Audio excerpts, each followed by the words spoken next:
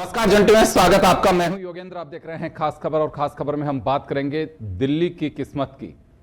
दिल्ली की किस्मत तो बुलंद है, लेकिन सरकार किसकी होगी ये देखने वाली बात है। 600 से अधिक 699 प्रत्याशियों की किस्मत ईवीएम में कैद हो गई है, यानी कि बंद हो गई है।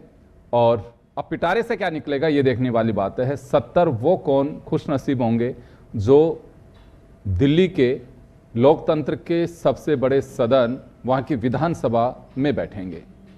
अगर पिछली बार की बात करें तो अरविंद केजरीवाल की सरकार करीब 11 साल से वहां पे, और शीला दीक्षित ने 3 बार अपनी कंटिन्यू पारी खेली। बीजेपी 1993 से बाहर है सरकार से। इस बार अगर हम बात करें तो सभी राजनीतिक दलों ने एडी से चोटी तक का जोर लगाया है। कांग्रेस के सामने ये रहेगा कि क्या वहां खाता खोल पाएगी, या कांग्रेस का जो दावा है कि हम सरकार बनाएंगे बीजेपी और आम आदमी पार्टी की लड़ाई के बीच। आम आदमी पार्टी का मानना है कि अगर कांग्रेस को वोट शिफ्ट होता है तो भी कोई फर्क नहीं पड़ेगा, लेकिन राजनीतिक पंडितों का मानना है कि अगर कांग्रेस मजबूती से उभरती है तो आम आदमी पार्टी को नुकसान हो सकता है। क्योंकि बीजेपी की अगर वोटिंग परसेंटेज की बात करें 2015 की या 20 की, तो 15 में जो वोटिंग परसेंट 32 के आसपास था वो 34 में शिफ्ट हुआ, पॉइंट कुछ। इसी तरह से आम आदमी पार्टी का पहले जो वोटिंग परसेंट था जिससे 67 सीट बन के आई थी, और बाद में 2020 में 62 आई, वहां भी थोड़ा सा अंतर वोटिंग परसेंटेज में आया है। खैर, लेकिन हमारे यहाँ पे आंकड़े से चलता है। एक राज्य का उदाहरण ऐसा भी कि वोटिंग परसेंटेज किसी एक्स पार्टी के पक्ष में, लेकिन वाई पार्टी की सरकार बनी क्योंकि संख्या उनके पास में ज्यादा थी। तो चले हम चर्चा शुरू करेंगे। और पूरा इलेक्शन कैंपेन भी देखा, काफी रोचक रहा। किसके क्या दावे हैं उसको लेकर चर्चा करेंगे। हमारे साथ सुरेश गर्ग साहब भाजपा से हैं, गर्वित खंडेलवाल हमारे साथ आम आदमी पार्टी से हैं, प्रतीक सिंह जी हमारे साथ में कांग्रेस से हैं। चलिए मैं गर्वित आप ही के पास आना चाहूंगा। सबसे पहले चुनौती आपके सामने रही हो तो हर इलेक्शन ही चुनौती है, लेकिन दोहरी चुनौती आपके सामने, साख बचाना और सरकार को बनाए रखना। क्योंकि यह माना जाता है कि दिल्ली में अगर आम आदमी पार्टी 19-20 होती है तो उसके राजनीति पर व्यापक असर पड़ सकता है। बिल्कुल, आपने ये बात बिल्कुल सही बोली। दोहरी चुनौती है हमारे सामने। दोहरी चुनौती थी, एक चुनौती तो थी इलेक्शन लड़ना, जिसे हमने बहुत शानदार तरीके से इलेक्शन लड़ा। दूसरी चुनौती थी बीजेपी के गुंडों से लड़ना। इसमें बीजेपी क्यों लग रहा है आपको गुंडे थे? मैं बता रहा हूं आपको, मैं सब बताऊंगा आपको एक एक चीज। एक चीज बीजेपी से लड़ना, दूसरी बीजेपी के साथी जो थे, जो कि इलेक्शन कमीशन, दिल्ली पुलिस और जो वहां के ब्यूरोक्रेट्स थे, सभी ने बीजेपी को जितवाने में और बीजेपी को सपोर्ट करने में कोई कसर नहीं छोड़ी है। फिर भी हमारे जो निचले स्तर पे जो वहां पे वॉलंटियर्स थे, उन्होंने बहुत मेहनत करी। बीजेपी की हर रणनीति को, हर इलीगल कार्य को फेल करने के कोई कसर नहीं छोड़ी है वहां पे। चाहे इन्होंने दारू बंटवाने से देख लो, चाहे कपड़े बंटवाने से देख लो, वीडियोस हैं, सबके सामने है, पूरी जनता को दिख रहा है। सिर्फ और सिर्फ किसे नहीं दिख रहा? इलेक्शन कमीशन को नहीं दिख रहा और पुलिस को नहीं दिख रहा, बाकी पूरी दुनिया को दिख रहा है कि वीडियो इनके सामने है। तो इसलिए आपने बिल्कुल सही कहा, दोहरी चुनौती हमारे सामने है। एक तो चुनाव लड़ना, और एक बीजेपी और बीजेपी के लोगों से, ये इलेक्शन कमीशन और इनसे लड़ना। बिल्कुल। और निश्चित तौर पे मैं एक बात और आपके सामने क्लियर करना चाहूंगा कि हो सकता है 1-2 सीट ऊपर नीचे हो जाए इनकी वजह से, जो गुंडागर्दी इन लोगों ने की है, लेकिन निश्चित तौर पे सरकार आराम से बहुत प्रचंड बहुमत से आम आदमी पार्टी की फिर से बनने जा रही है। और आपने एक चीज और कही थी कि दिल्ली की किस्मत बहुत भाग्यशाली है, और आने वाले टाइम पे, क्योंकि वहां 10-11 साल से अरविंद केजरीवाल जी हैं और आने वाले टाइम पे भी वही रहेंगे, तो देखना आप दिल्ली की किस्मत कहां बुलंदियों तक पहुंचेगी। चलिए मैं बात करना चाहूंगा, सुरेश गर्ग साहब के पास में जाऊंगा। सुरेश जी, आप लोग लंबे समय से दिल्ली की सरकार से बाहर है, यानी कि स्टेट गवर्नमेंट से आप आउट हैं, और लगातार चुनाव भी ठीक से लड़े जाते हैं। वहां दिल्ली की जनता का भी एक अलग तरीके का जायका है। लोकसभा में आपको चुनती है, यानी कि बीजेपी को चुनती है, और स्टेट असेंबली के अंदर आम आदमी पार्टी को 2 बार से बहुमत दे रही है, और अच्छा बहुमत दे रही है। तो इस बार क्या लग रहा है आपको? आम आदमी पार्टी का दावा है कि बीजेपी ने इलीगल हथकंडे काफी अपनाए हैं, ये इनका आरोप है कि चाहे वो पैसे बंटवाने की बात हो, लिक्कर की बात हो, कपड़े बंटवाने की बात हो, ये आम आदमी पार्टी का आरोप है। खैर, अब वोटिंग हो चुकी है, अब तो बात यह है कि जो कुछ होना था हो चुका। अब तो मैं आप लोगों से अपने दावे जानना चाहता हूं। देखिए, सबसे पहले तो मैं दिल्ली के मतदाताओं का आभार व्यक्त करना चाहता हूं कि उन्होंने भारतीय जनता पार्टी के पक्ष में बहुत ज़बरदस्त मतदान किया है और हमारी सरकार बनने जा रही है। हम 50 से ज़्यादा सीटें, भारतीय जनता पार्टी की सीटें जीत के आ रही है दिल्ली के अंदर। और दूसरा, अभी कांग्रेस, आम आदमी पार्टी के प्रवक्ता ने जो आरोप लगाए, आरोप तभी लगाए जाते हैं जब वो चुनाव हारे जाते हैं।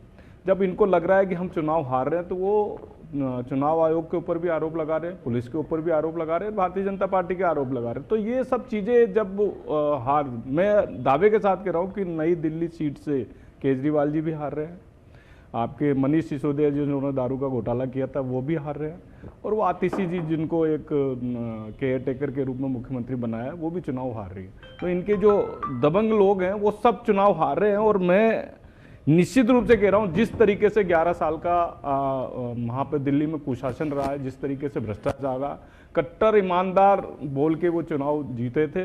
और इसके बाद में आपने देखा होगा कि दिल्ली की जनता किस तरह से परेशान है।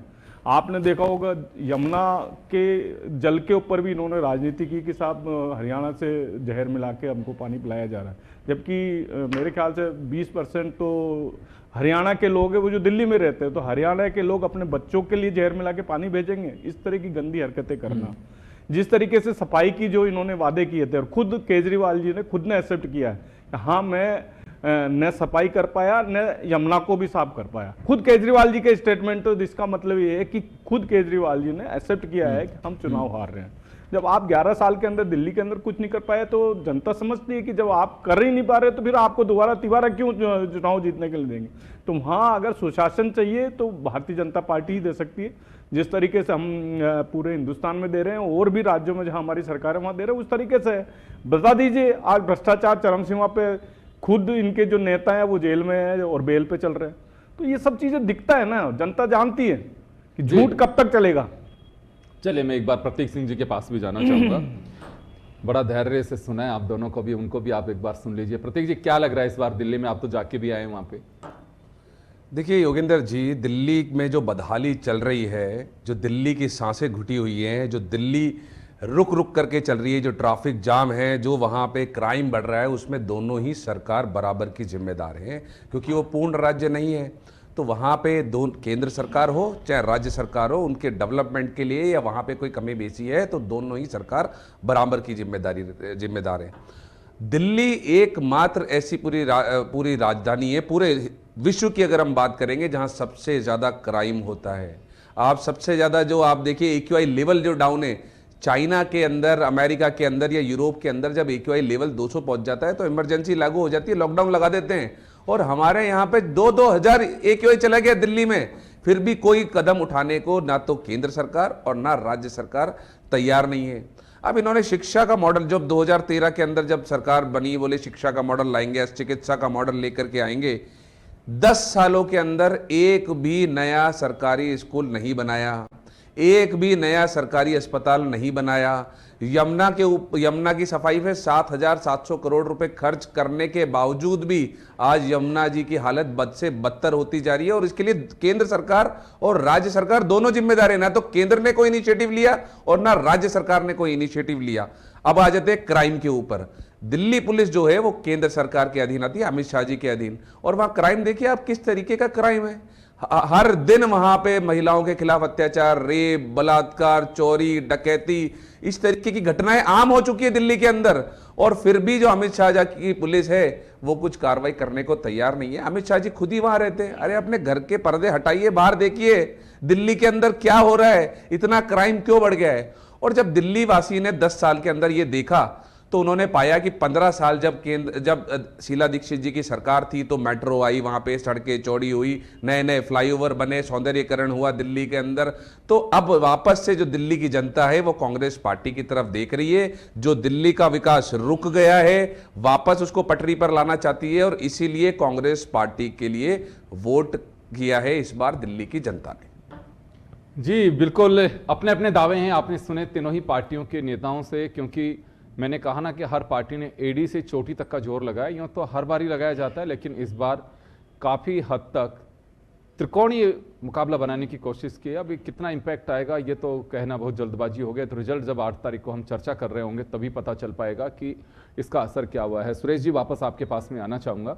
हर पार्टी का अपना दावा है और पूरा इलेक्शन कैंपेन अपने मुद्दों से ज़्यादा सामने वाला का ख्याल भी रखा हर पार्टी ने।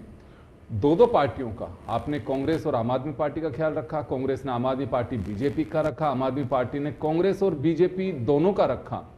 तो इस बार तो बड़ा रोचक सा रहा मुकाबला। देखिए, मैं वोटिंग परसेंटेज के हिसाब से और वो चीज़ें आपको बताना चाहता हूँ कि 2020 के चुनाव के अंदर 62.82% का मतदान हुआ था।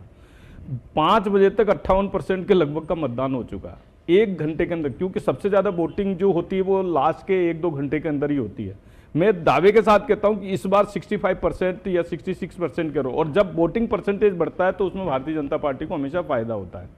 अब रही कांग्रेस की बात, कांग्रेस तो साहब 4% इनको 2020 में मिला था, 2% इनको 2000 उससे पहले जो 2015 में चुनाव हुए थे तब मिले थे।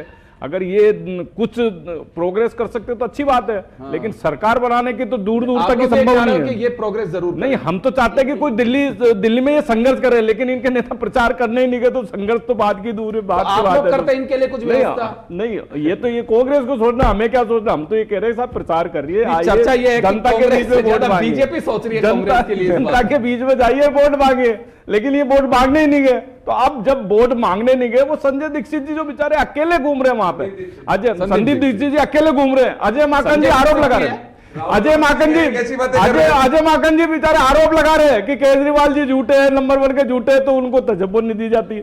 तो ये स्थिति है। तो साहब इनकी वहां पे क्या है, कोई वजूद ही नहीं है। तो आप ये बोल रहे हैं कि साहब हम सरकार बना रहे, बड़ी मतलब हास्यास्पद बात है, मतलब बड़ी हंसी आती है कि कांग्रेस के प्रवक्ता यहाँ के बोल रहे हैं कि साहब हम सरकार बना रहे। भाई एक सीट भी आ जाए ना तो ये इनके लिए बहुत बड़ी उपलब्धि है। चलिए, प्रतीक जी कुछ कह रहे हैं अभी।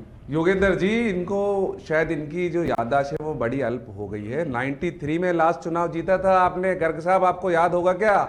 दिल्ली में 93 में कर रहे हैं तो रिकॉर्ड में है जो 93 में आखिरी चुनाव जीता था, और उसके अंदर भी 5 साल के अंदर 3 मुख्यमंत्री बदल दिए थे। पार्टी तब तक ये जीत भी नहीं। देखिए, मेरे को बोलने दीजिए ना। 93 में में जब आपने चुनाव जीता, उसके बाद भी 5 साल के अंदर 3 मुख्यमंत्री बदल दिए। उसके बाद में 15 साल तक दिल्ली की जनता ने आपको किस तरीके से घसीटा, आपको ध्यान है। और उसके बाद इतनी आंधी तूफान आई, सब कुछ हो गया, फिर भी दिल्ली की जनता ने आपके ऊपर भरोसा नहीं जताया। तो आप इस बार भी आप ये मान लीजिए, दिल्ली की जनता आपके ऊपर भरोसा जताने वाली नहीं है। दिल्ली की जनता वापस अपने उस 15 साल के कालखंड को याद कर रही है, जब शीला दीक्षित जी ने दिल्ली को एक प्रगति के पथ पर लाए थे। आप बता दीजिए, केंद्र सरकार की जिम्मेदारी नहीं है क्या क्राइम कम करने की? क्या केंद्र सरकार की जिम्मेदारी नहीं है प्रदूषण को कम करने की? क्या केंद्र सरकार की जिम्मेदारी नहीं है यमुना को साफ करने की? एक प्रगति मैदान के बाहर एक टनल बनाई थी, केंद्र सरकार की जिम्मेदारी की। हाँ, बता रहा हूं ना, भारतीय जनता पार्टी को शासन कर देंगे, सही अब सुनेंगे नहीं, यमुना भी साफ करेंगे, पॉल्यूशन भी ठीक करेंगे। एक सेकंड एक बार बोलनी। प्रगति मैदान के पास में एक टनल बनाई थी, आपको ध्यान हो तो 777 करोड़ रुपए खर्च करके। क्या हुआ, 2 महीने बाद ही उसकी हालत देख लीजिए क्या हो गया, पानी भर गया उसके अंदर। तो ये उसके बाद में एक द्वारिका एक्सप्रेस वे पे जो केंद्र सरकार काम करती है, उसका 250 करोड़ रुपए पर किलोमीटर के हिसाब से पेमेंट कर दिया। तो ये सारे की चाहे आम आदमी पार्टी की बात कर लो, चाहे बीजेपी की बात कर लो, आप भ्रष्टाचार के अंदर लिप्त है। और जब हम बात करते हैं कि जांच करा ले, तो जांच नहीं कराएंगे भाई, जांच नहीं कराएंगे। केजरीवाल जी ये बोलते थे, अगर आपके ऊपर किसी के ऊपर आरोप लग जाए तो उसको कुर्सी छोड़ देनी चाहिए, लेकिन मुख्यमंत्री रहते हुए जेल के अंदर रहे, अपनी कुर्सी छोड़ने को तैयार नहीं हुए। और जब बाहर आए उसके बाद में कुर्सी छोड़ रहे, क्योंकि सुप्रीम कोर्ट ने कंडीशनल बेल दी थी। वो कंडीशनल बेल के हिसाब से ऑर्डर में आज भी नहीं लिखा कि मुख्यमंत्री नहीं रह सकते हैं। नहीं, वो नहीं, उन्होंने बोला फाइल साइन नहीं कर सकते। एक सेकंड, वो भी यही कह रहे हैं, मुख्यमंत्री रह सकते, कंडीशनल बेल थी। हाँ, बेल जब काम करने की इजाजत ही नहीं है तो वो कंडीशन तो हट वो सकती तो है। अभी भी नहीं बन सकते। वो मनीष सिसोदिया जी की भी कंडीशन अभी भी नहीं बन सकते। एप्लीकेशन मूव करेंगे। नहीं, अब तो वैसे ही नहीं बन रहे, अब तो हार रहे हैं, अब तो वैसे ही नहीं बन रहे, अब तो हार रहे हैं। सर, आप इनोवा में आते थे विधानसभा में, अभी भी इनोवा में ही आएंगे। अभी तो आप वेगनआर में आए थे और शीश महल में रहने लग गए। वेगनआर में आए थे और बोले मुझे 5 फुट 6 फुट की जगह चाहिए, और शीश महल में 55 करोड़ रुपए लगा दिए। योगेंद्र जी, और आप ये देखिए, योगेंद्र जी आप देखिए, 2 करोड़ से ऊपर का टेंडर इसलिए नहीं किया क्योंकि उसमें लेफ्टिनेंट गवर्नर की आवश्यकता होती है। तो इन्होंने जो भी टेंडर किए वो 2 करोड़ से नीचे 1,99,00,000 के टेंडर किए। क्यों किए? क्योंकि अगर मान लो वहां उसमें लेफ्टिनेंट गवर्नर की सर अधिकारी आपके थे, मत करने देते। अधिकारी सरकार तो आपकी थी ना भाई, तो नहीं करने दिए, जब भी तो पता लगा ना। अरे साहब जब भी तो पता लगा कि शीश महल में क्या किया। अरे जनता का पैसा जनता के बीच में लगाना चाहिए था, टैक्स का पैसा है और उस पैसे को आपने शीश महल में लगाया। ये बात तो जनता का पैसा जनता के लगाना चाहिए था। 8,000 करोड़ रुपए 8 तारीख को जनता जवाब देगी आपको, अच्छी तरह जवाब देगी कि किस तरीके से आपने शीश महल में कट्टर ईमानदारी की बात, वो अरविंद केजरीवाल बेईमान हो गए हैं, वो सीएम हाउस से बेईमान हो गए, नहीं, वो अधिकारी कट्टर बेईमान हो गए। अब आप देखिए कि क्या हालत है। मतलब जब इनको लग रहा है कि चुनाव आ रहे हैं तो वो एक दूसरे आरोप लगा रहे हैं, सब पुलिस भी बिकाऊ है, इलेक्शन कमीशन भी बिकाऊ है, इलेक्शन से एक दिन पहले आप भी बिकाऊ है, हर चीज ऊपर आरोप लगाना। अरे भाई जनता के बीच में जाओ ना, जनता डिसाइड करेगी, जनता डिसाइड करेगी इलेक्शन का खराब है या पुलिस है, ये सब चीजें। अब तो वोट डल चलिए, चुके अब तो हैं। वोट डल चुके हैं। अब तो बस मैं ये जानना चाहता हूं कि चाहे सुरेश जी हों, चाहे प्रतीक जी हों, चाहे गर्वित हों, गर्वित आपको वोट क्यों दिया होगा लोगों ने, मैं तो ये जानना चाहता हूं। बिल्कुल, वोट हमें इसलिए दिया होगा क्योंकि हमने 10 साल में शिक्षा की राजनीति की है, हमने 10 साल में अस्पताल की राजनीति की है, हमने वहां पे रोड बनाई है, सड़कें बनाई हैं। अभी हो सकता है पिछले 1-2 साल में सड़कों के लिए हमें इन्होंने काम नहीं करने दिया, वो ऑन रिकॉर्ड है, वो हम एडमिट कर रहे हैं। हमने 5 साल में जो हमारा आप एक फेलियर मान सकते हैं वो एडमिट किया है हमने कि यमुना साफ नहीं कर पाए। हम यमुना साफ इसलिए नहीं कर पाए कि 2 साल इन्होंने कोरोना में निकल गए और 2 साल इन्होंने हमें सबको जेल भिजवाने के लिए किया। तो शिक्षा की, अगर आपको शिक्षा की राजनीति करनी है, शिक्षा में उच्च स्तरीय देखना है और आपको अस्पताल बढ़िया करने हैं तो आप हमें वोट दीजिए। हम जितने बढ़िया हुए हैं उससे और बढ़िया करेंगे और विश्व स्तरीय अस्पताल खोलेंगे और आपकी हर महीने की बचत 25,000 रुपए से ज्यादा होगी, हर एक दिल्ली वासी की, हर एक परिवार की। बिजली हमने 200 यूनिट मुफ्त करी। इनके किसी भी राज्य में चाहे वो बीजेपी द्वारा शासित हो चाहे कांग्रेस द्वारा शासित हो, वहां कहीं भी 200 यूनिट फ्री नहीं है, कहीं भी। राजस्थान में भी कंडीशनल 200 फ्री है, जैसे दिल्ली में बिल्कुल वैसे नहीं, जिस प्रकार से राजस्थान में फ्री है वैसे नहीं है। आपको 200 यूनिट के पैसे देने पड़ेंगे, कंडीशनल है, आप पढ़िए, आपको पता नहीं है या तो आम आदमी पार्टी के प्रवक्ता है तो 200 तक 200 यूनिट, 200 तक की 200 नहीं, वहां पे अगर 201 हो जाएगा आपका तो आपको 200 आप यूनिट के पैसे देने पड़ेंगे, चार्जेस देख लीजिए, फिर भी देने पड़ेंगे। दिल्ली में यूनिट के चार्जेस कम है, फ्री है, जितने पूरी फ्री नहीं है। जितनी सस्ती बिजली राजस्थान में कांग्रेस सरकार ने 200 यूनिट फ्री की थी। जितनी सस्ती बिजली दिल्ली में है उतनी सस्ती बिजली कहीं भी पूरे देश में नहीं है। रेवेन्यू सरप्लस स्टेट को रेवेन्यू आप डेफिसिट से नहीं, रेवेन्यू सरप्लस है, आज भी रेवेन्यू सरप्लस है। अरे अभी आ जाएगा भाई, आपके बजट में देख लो कम होता जा रहा है। इन्होंने मान तो लिया कि हमारे हम ही बजट पेश करने वाले अगला भी, क्योंकि इनको पता है सरकार हमारी बन रही है। पेश नहीं करने वाले, मैंने बोला आपके बजट में उठा के देख लेते हैं। बिल्कुल आएगा, सरप्लस ही आएगा हमारा बजट भी। कब था सबसे ज्यादा सरप्लस? हिंदुस्तान की पहली सरकार है जिसका सरप्लस है। कब था सरप्लस सबसे ज्यादा? 2020 में भी 2013 में सबसे ज्यादा सरप्लस में था, 2011 में जब सीडब्ल्यूजी के टाइम पे तो हमने उसको मेंटेन रखा है। 2000 नहीं उस टाइम डेफिसिट था। आप देखना, आपको चैलेंज दे रहा हूं, अगर दिल्ली का बजट आज तक अगली बार 8 तारीख को बैठ के मैं आपके पास आंकड़े लेकर आऊंगा सबूत के साथ। 8 तारीख को यही बैठ के आंकड़े लेकर आऊंगा। झूठ बुलवा रहे हैं आप चैनल पे, आज तक डेफिसिट नहीं हुआ है दिल्ली का। जब से देश आजाद हुआ है दिल्ली का रेवेन्यू हमेशा सरप्लस बजट है। ये बोल रहे हैं कि डेफिसिट था, बताइए 2011 में डेफिसिट नहीं गया, वहां पे सरप्लस रहा। जब तो कहा जाता है कि वहां पे राजकोषीय घाटा नहीं होता है, घाटा फ्लैक्चुएट जरूर किया है वहां पे ऊपर नीचे।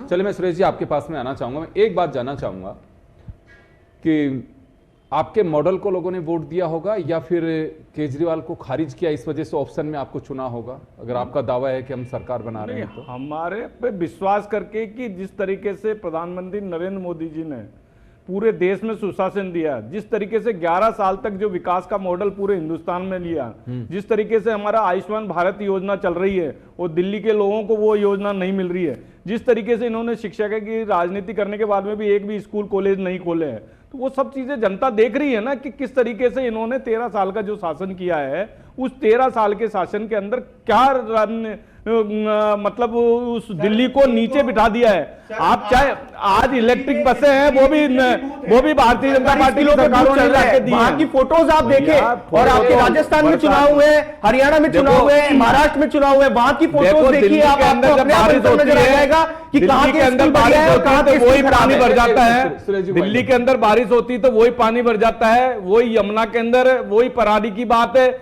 जब आपकी सरकार पंजाब में नहीं थी तो पंजाब को दोष देते थे कि साहब पराली पंजाब से आ रही है। सर, अब तो आपकी पंजाब में सरकार है ना, पराली है, अब तो बहुत आपकी कम हो चुकी सरकार आ है। रही है ना, सरकार है ना पंजाब के अंदर, तो भी नहीं मैं दे आप पा रहे हो दोनों ना, को तो बता दूं इसीलिए सर, देखिए पराली को भी ज्यादा बदनाम नहीं करना चाहिए। मैं आज ही रिपोर्ट पढ़ रहा था, उसमें दिया है कि जो जिसने रिपोर्ट पेश की है कमेटी ने, उसने पराली को ही दोषी वो नहीं माना है कि पराली की वजह से वहां का लोकल जो स्ट्रक्चर है, लोकल जो अपने संसाधन है, वो सबसे बड़ा कारण है प्रदूषण का। महज ये कह देना कि किसान पराली जला रहे हैं उसकी वजह से पोल्यूशन है, वो एक कारण नहीं है। सबसे छोटा कारण माना जा रहा है वो वहां का लोकल जो ट्रांसपोर्ट है, और उसकी वजह से इसका खैर गवर्नमेंट है मैकेनिज्म करना चाहिए, कुछ इतना बड़ा शहर है और एक मैसेज भी जाता है, देश की कैपिटल है, मैं इसमें नहीं जाऊंगा। लेकिन पराली को एक अकेला उसमें बिंदु नहीं माना जा रहा। मैं प्रतीक जी आपके पास में आना चाहूंगा, क्या रास्ता चुना होगा दिल्ली की जनता ने? आप कहेंगे कि हमें चुन रहे हैं इस बार, तो उसका क्या कारण रहा होगा? नहीं, उसका कारण योगेंद्र जी मैंने अभी बताया कि उसका कारण यही है कि 10 साल में दिल्ली के अंदर केंद्र सरकार मोदी जी की थी, जो राज्य सरकार है वो केजरीवाल जी की थी, और दोनों ही सरकारों ने दिल्ली के लिए कुछ भी नहीं किया। ये कह रहे थे कि शिक्षा का मॉडल है, मैं चैलेंज देता हूँ 5 स्कूलों के नाम गिना दें 10 साल में जो नए खोले हों, क्योंकि इन्होंने एक भी नया स्कूल पिछले 10 साल में सरकारी स्कूल नहीं खोला दिल्ली के अंदर। केंद्र सरकार ने आपको मैंने बता ही दिया, अभी चाहे पॉल्यूशन की बात कर लें, चाहे सुरक्षा की बात कर लें, चाहे यमुना जी की सफाई की बात कर लें, मेट्रो एक्सपेंशन की बात कर लें, कोई काम हुआ ही नहीं है।